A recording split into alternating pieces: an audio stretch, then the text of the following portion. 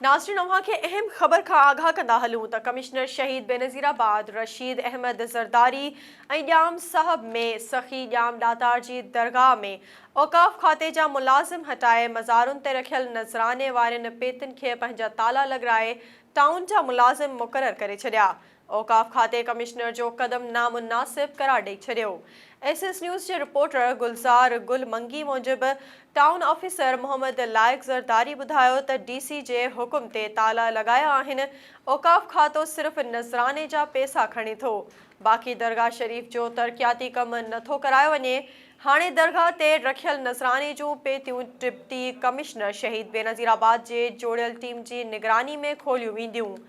हुन चयो त पेतियुनि मां निकिरंदड़ नज़राने जी रक़म मां दरगाह जो तरक़ियाती कमु करायो वेंदो ऐं ज़ाइरीन लाइ सहूलतुनि जो पिणु बंदोबस्तु कयो वेंदो।